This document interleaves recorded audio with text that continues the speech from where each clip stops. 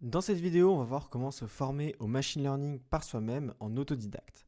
L'apprentissage automatique est un grand domaine qui regroupe plusieurs sous-domaines et il est facile de se perdre avec le grand nombre de ressources disponibles sur Internet.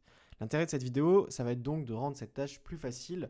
On va voir dans un premier temps quelle stratégie suivre pour se former efficacement et on verra ensuite par où commencer. Il y a énormément de domaines et de points d'entrée possibles lorsqu'on commence à se former. On verra ensuite comment choisir ces ressources et où les trouver. Puis enfin, je vous donnerai des conseils que je juge utiles pour rendre cette tâche d'apprentissage plus facile. Tout d'abord, avant de commencer à apprendre le machine learning, il est, je pense, intéressant de définir une stratégie. Il va falloir pour cela cibler un domaine particulier sur lequel vous voulez vous concentrer en priorité.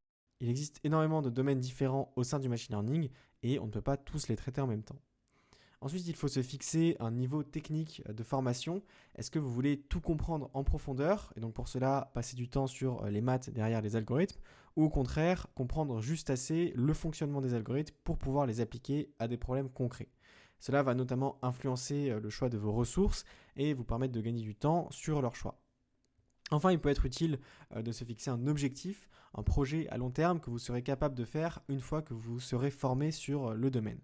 Cela permet à la fois de se motiver, évidemment, mais aussi de questionner constamment toutes les choses que vous apprendrez. À chaque fois que vous verrez un nouvel algorithme ou un nouveau concept, vous pourrez vous demander, bon bah, concrètement, ça, dans mon projet, à quoi cela pourrait me servir. Une fois cette stratégie définie, il faut bien à un moment donné se lancer. Et la question qui revient souvent, c'est par où commencer. Alors si vous avez défini votre stratégie, vous savez déjà à peu près par où commencer puisque vous avez isolé un domaine en particulier. Mais attention, sûrement que pour progresser efficacement dans ce domaine, il est utile d'avoir des connaissances sur les bases du machine learning.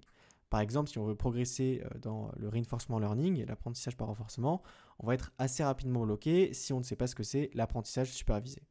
Et ça, c'est vrai pour la plupart des domaines avancés de machine learning. Donc moi, je vous conseillerais dans un premier temps de vous concentrer sur les bases du machine learning. Il n'y a pas besoin d'y passer beaucoup de temps, mais voilà, il est utile d'avoir de bonnes bases pour ensuite progresser plus rapidement. Et donc, pour référence, moi, ce que j'appelle vraiment la base du machine learning, et encore, ce n'est pas forcément complet, c'est tout ce que je couvre dans la série sur les réseaux de neurones qui est sur la chaîne. Vient ensuite le choix des ressources qui est très important. C'est dommage de perdre du temps sur une ressource qui n'est pas forcément de bonne qualité ou qui est simplement trop vieille. Il y a certains domaines comme le NLP, la manipulation de texte, qui ont beaucoup évolué ces dernières années. Donc pour choisir ces ressources, il faut bien évidemment les choisir en fonction du niveau de formation qu'on s'est préalablement fixé. Et ce qui peut être intéressant aussi, si on veut approfondir un sujet ou un domaine particulier, c'est d'enchaîner des ressources de plus en plus complexes. Les ressources les plus faciles, les plus vulgarisées, elles vont vous permettre de développer une bonne intuition sur le sujet. Et les ressources plus poussées, elles permettent d'apporter le bagage théorique sur le sujet. Alors, où trouver ces ressources? Évidemment, sur YouTube, vous trouverez énormément de ressources de très bonne qualité, mais également, il ne faut pas négliger les ressources écrites comme les blogs, qui sont en général moins vulgarisés, mais tout aussi intéressants. Si vous souhaitez accéder à une liste de ressources que je juge assez complète, vous pouvez rejoindre le serveur Discord Machine Learning FR, un serveur que j'ai récemment créé pour réunir la communauté française de Machine Learning afin de notamment partager des ressources, mais aussi des projets et des discussions. Donc la liste de ressources que vous pourrez y trouver sera mise à jour. Donc si de nouvelles ressources font leur apparition, vous pourrez les trouver dans cette liste. Pour finir, voici trois de mes conseils pour se former à l'apprentissage automatique. Le premier, c'est de combiner plusieurs ressources qui peuvent être du même niveau, ce n'est pas grave. Je pense que c'est toujours intéressant d'avoir différents points de vue sur un même sujet. Aucune ressource n'est identique, il y a forcément des exemples ou des approches qui font que c'est toujours instructif de au moins survoler d'autres ressources. Le deuxième conseil, c'est de passer le plus de temps possible à la pratique, d'implémenter les différents algorithmes que vous voyez. Donc l'idée, c'est de faire un peu de théorique, passer à la pratique, revenir sur la théorique, etc., etc., pour pouvoir progresser de manière efficace et pour surtout avoir en tête comment est-ce que ces algorithmes s'implémentent dans la pratique, puisque le machine learning, c'est quand même avant tout de la pratique des algorithmes appliqués sur des données.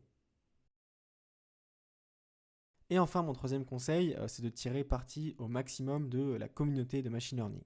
En s'intégrant dans une communauté, vous aurez accès aux dernières nouvelles, aux dernières avancées en ML. Vous aurez aussi accès à des ressources qui sont souvent très pertinentes et aussi vous pourrez voir les projets des autres personnes de la communauté, ce qui est souvent très instructif. Et donc pour cela, je vous recommande notamment Hugging Face, qui est un site sur lequel en fait tout le monde peut partager son propre jeu de données ou son propre modèle entraîné. Il y a aussi Twitter. Une fois que vous suivez les bonnes personnes, votre timeline sera très enrichissante. Et enfin, il y a Discord avec notamment, comme je disais tout à l'heure, le serveur Machine Learning FR, sur lequel vous pourrez rencontrer la communauté française de Machine Learning. Voilà, c'en est tout pour cette vidéo. J'espère qu'elle vous sera utile dans votre quête d'apprentissage du Machine Learning. Sachez que vous pouvez retrouver sur ma chaîne des ressources qui pourraient vous être utiles.